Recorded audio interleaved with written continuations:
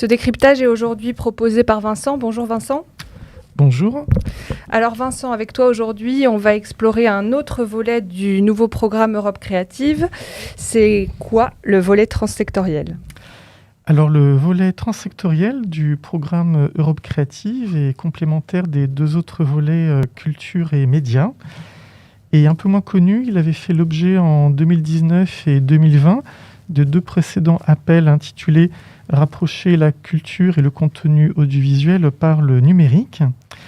Et le volet transsectoriel poursuit les enjeux politiques de la Commission européenne, la liberté d'expression, la diversité, le dialogue interculturel, l'inclusion sociale et la double transition numérique et écologique.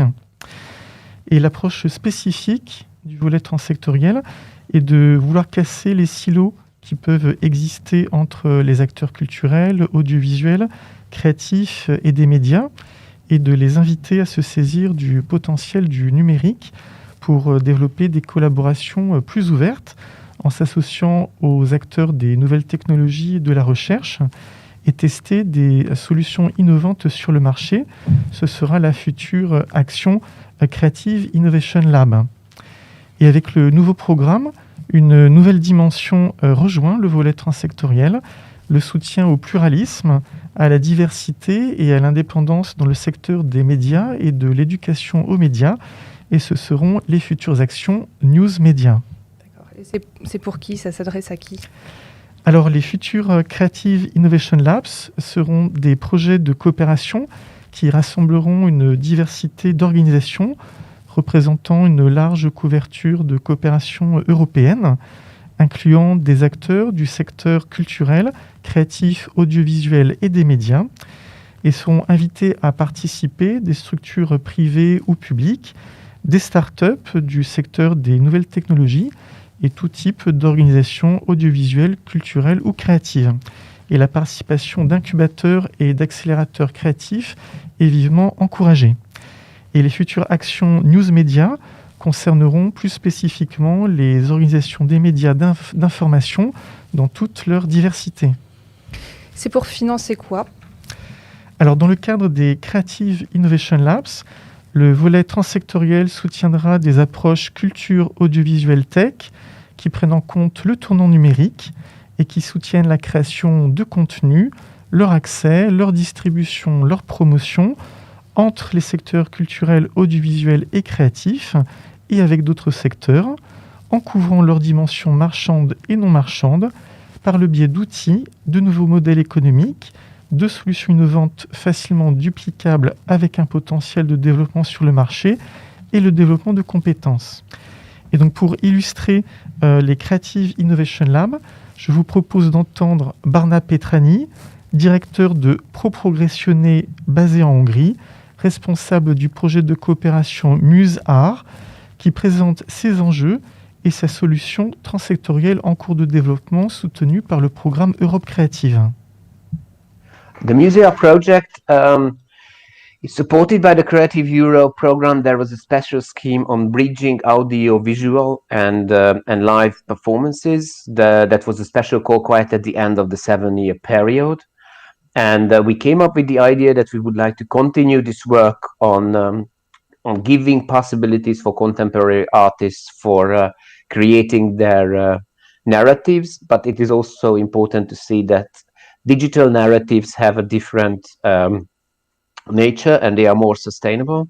So the core idea of Musea was that, to create an IT tool which is sustainable on the long term, and artists can come up with they can go into this cultural heritage sites or museum and they can create their own story. So basically when the audience is coming and they can choose between the narrative of the museum, which most of the time exists, or they can choose the narrative of a contemporary artist, and they will see the same museum but a little bit through the eye of an artist who is then the storyteller, the interpreter. The most important innovation is not even the technology, because there are a few few, not, I wouldn't call similar, but there are already digital tools in the museum sector.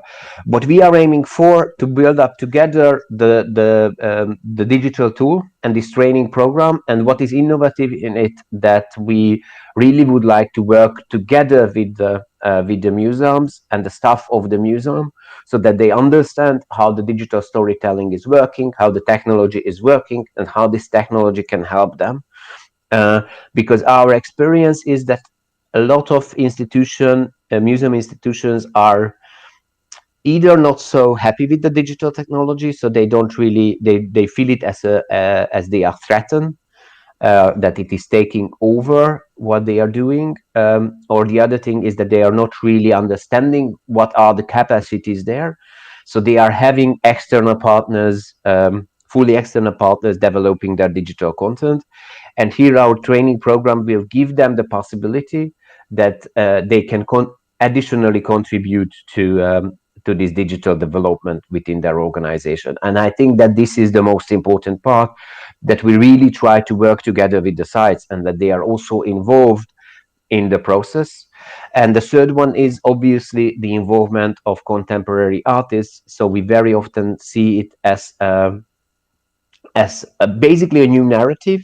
So we give the possibility for contemporary artists to create their own narrative without bothering or without destroying the previous or the existing narrative what the museum expert has put together. And as this new narrative exists only in the digital sphere, we can have unlimited narratives to each museums or each site. So as many artists as are coming to join us and start to use the digital tool, which will be a very simple tool to use, then we would be able to create multiply. We can multiply the museums and the content of the museum, because if you have the same content but with a digital narrative, then that in fact becomes a new content. Thank you, Barnard Petrani. Et donc pour les News Media Actions, le volet soutiendra des activités transsectorielles qui permettront au secteur des médias d'information de faire face aux changements technologiques structurels. Et ce nouveau dispositif soutiendra des projets qui créent des collaborations innovantes parmi les médias pour relever les défis liés à la production et la monétisation d'un journalisme et des médias d'information de qualité, plus durables et résilients, et des actions d'éducation aux médias. Et pour illustrer l'enjeu des futures News Media Actions, je vous propose d'entendre Christophe Deloire, secrétaire général de Reporters sans frontières et responsable du projet de coopération Journalism Trust Initiative, qui présente les enjeux des médias d'information et sa coopération européenne en cours de développement et soutenue par la DG Connect. Nous nous trouvons dans une période tout à fait étrange et dangereuse, dans laquelle, au fond, le fonctionnement algorithmique et aussi les biais cognitifs des êtres humains favorisent les rumeurs, les informations fausses, les propos de haine par rapport aux contenus qui ont été vérifiés, dont les faits ont été établis, et qui sont parfois plus tolérants ou qui assument des diversités de points de vue. Donc, en fait, aujourd'hui, le système favorise des contenus qui finalement sont dangereux, et la Journalism Trust Initiative que nous avons lancée vise non pas à travailler à éconduire un certain nombre de contenus dangereux, à faire en sorte de limiter leur ampleur dans l'espace public, mais au contraire à valoriser ce qui est positif. Et ce qui est positif, c'est des contenus journalistiques, alors pas parce que ce sont les contenus d'une industrie, d'un secteur, mais parce que, et il faut que les médias soient en mesure de le prouver, parce qu'il s'agit de contenus qui ont été établis conformément à des méthodes professionnelles de vérification, conformément à des règles éthiques aussi, de prohibition des conflits d'intérêts par exemple. Et ces productions-là, conformément à certains processus, il faut les favoriser. Donc on veut renverser la logique.